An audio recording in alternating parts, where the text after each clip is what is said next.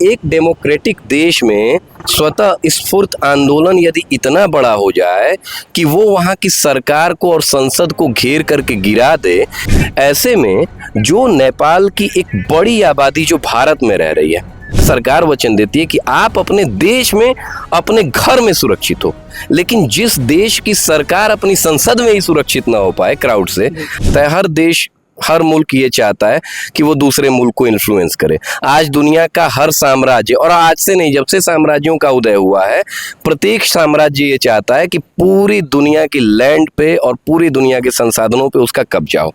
हमारी पूरी की पूरी फौज की एक यूनिट जिसमें लगभग 80,000 सिपाही वो नेपाली हैं, जो हमारा गोरखा रेजिमेंट है। और नौकरी पेशा लोग जो भारत के अंदर या अन्य भी देशों में थे, उनके साथ एक समझौता था। नेपाल के साथ तो हमारा बहुत बड़ा कंट्रीब्यूशन है। इससे यूरोपियन और अमेरिकन कंट्रीज को ये ज़रूर मैसेज गया है कि अब ईस्ट एशिया आर्थिक, सामाजिक, सांस्कृतिक और सामरिक रूप से धूप, गर्मी, पसीना, जिससे आपकी स्किन पर खुजली और दांत की समस्या बढ़ना आम बात है। लगाए दादू मलहम एंड लोशन और करे खुजली का काम तमाम। नेपाल में लगातार चल रहे दंगे आंतरिक कारणों के वजह से हैं या उसके पीछे कोई बाहरी शक्ति का हाथ है? इसी सिलसिले में बात करने के लिए हमारे साथ एक स्कॉलर है। आइए जानते हैं इस मुद्दे पे उनका क्या मत। धूप, गर्मी, पसीना, जिससे आपकी स्किन पर खुजली और दांत की समस्या बढ़ना आम बात है। लगाए दादू मलहम एंड लोशन और करे खुजली का काम तमाम। अपना पूरा परिचय दीजिए भैया। मेरा अवनींद्र राय नाम है। आप देख रहे हैं अभी हाल ही में नेपाल में जो स्थिति बनी हुई है, लगातार दंगे चल रहे हैं, युवा आक्रोश में है, तो क्या इसके पीछे कोई आंतरिक कारण है या बाहरी शक्तियों का भी हाथ है? दोनों कारण इसमें है।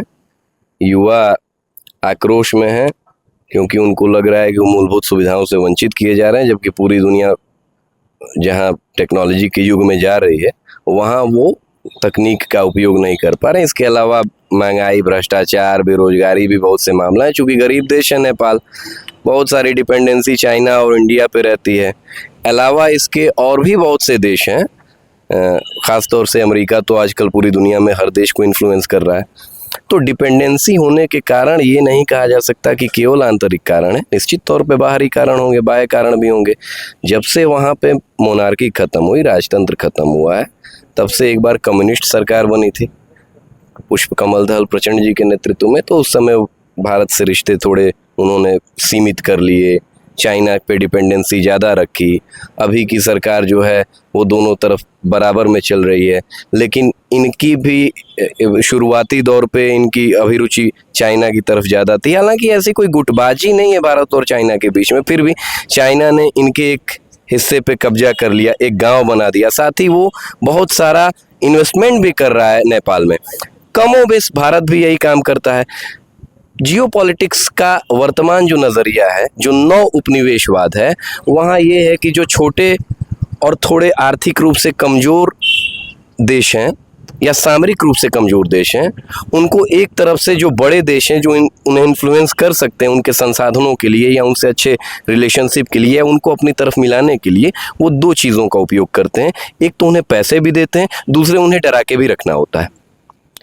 तो कमोबेश ये सारे फैक्टर मिला करके आप ये कह सकते हैं कि वर्तमान में नेपाल सरकार जो है वो चीज़ों को फेस करने में फेल रही, जिसमें सबसे बड़ी फेल्योरिटी उसकी अपनी इंटरनल ही मानी जाएगी कि वो क्राउड कंट्रोल में फेल हो गई। क्योंकि कोई भी सरकार अगर वहाँ की एक डेमोक्रेटिक देश में, देखिए मैं डिक्टेटरशिप में नहीं कह सकता हूँ, लेकिन एक डेमोक्रेटिक देश में स्वतः स्फूर्त आंदोलन यदि इतना बड़ा हो जाए कि वो वहाँ की सरकार को और संसद को घेर करके गिरा दे, मुझे लगता है कि वो सरकार अपनी संप्रभुता की सुरक्षा करने की एबिलिटी नहीं रख रही है।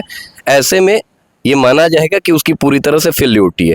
कहाँ तो हम नागरिक सुरक्षा की जिम्मेदारी लेते हैं कि हमारे देश में जैसे हमने एक डेमोक्रेटिक सरकार बनाई, तो हम लोगों को ये वचन देते हैं, सरकार वचन देती है कि आप अपने देश में अपने घर में सुरक्षित हो, लेकिन जिस देश की सरकार अपनी संसद में ही सुरक्षित ना हो पाए क्राउड से, आपको कैसे लगता है कि वो एक सफल सरकार या एक सफल सिस्टम है? तो निश्चित तौर पे इंटरनल फेल्योरिटी तो है। हाँ, ये फेल्योरिटी लाने के लिए जियोपॉलिटिकल बाहरी बहुत सी ताकतें, बहुत से कारक हैं, उन पे लंबा विमर्श किया तो जाए। ये फेलियोरिटी जो आई है, इसके पीछे एक कारण ये भी देखा जा सकता है कि अभी हाल ही में चाइना में हुए समिट में, जिसमें बड़े बड़े एशियाई देश शामिल रहे, तो एशिया एक बहुत बड़ी पावर बनने जा रही है। ऐसा देखते हुए यूरोपियन कंट्री, खासकर अमेरिका, घबराया हो, और जिसके कारण, क्योंकि जो भी ऐप्स बैन हुए 26, उनमें लगभग ऐप्स जो है अमेरिका से बिलोंग करते हैं। तो क्या उसके पीछे कारण है कि अमेरिका ने ये एक तरह से ट्रिगर किया है? हो सकता है, हालांकि फेलियोरिटी अमेरिका की नहीं है। अगर मुझे इस पे क्या डिबेट्स करें, कोई भी देश कर सकता है, हर देश, हर मुल्क ये चाहता है कि वो दूसरे मुल्क को इन्फ्लुएंस करे। आज दुनिया का हर साम्राज्य, और आज से नहीं, जब से साम्राज्यों का उदय हुआ है, प्रत्येक साम्राज्य ये चाहता है कि पूरी दुनिया की लैंड पे और पूरी दुनिया के संसाधनों पे उसका कब्जा हो। ऐसे में आज के देश में जो डेमोक्रेटिक कंट्रीज बनी हुई हैं, यूएन्स बने हुए हैं, लेकिन कोई भी देश ये नहीं कह सकता कि उसके मन में ये इच्छा नहीं है कि वो पूरी दुनिया को इन्फ्लुएंस करे या किसी तरीके से उन पर अपना कोई कब्जा रखे। ऐसे में ये कहना कि अमेरिका या यूरोपियन कंट्रियां फेलियोरिटी का कारण है, वो तो पास हो रही हैं। वो पास है, फेल वहाँ की गवर्नमेंट हो रही है इन चीज़ों को संभाल पाने में या इन चीज़ों को समझ पाने में। आपने बहुत सही मुद्दा उठाया कि ईस्ट एशिया में चाइना में हुए समिट से यूरोपियन और अमेरिकन कंट्रीज़ को ये ज़रूर मैसेज गया है कि अब ईस्ट एशिया आर्थिक, सामाजिक, सांस्कृतिक और सामरिक रूप से एकता का प्रदर्शन कर रहा है। ऐसे में अमेरिकन और यूरोपियन कंट्रीज़ का इन्फ्लुएंस जो सदियों से होता आ रहा है ईस्ट एशिया पे, उसके कम होने की संभावना है।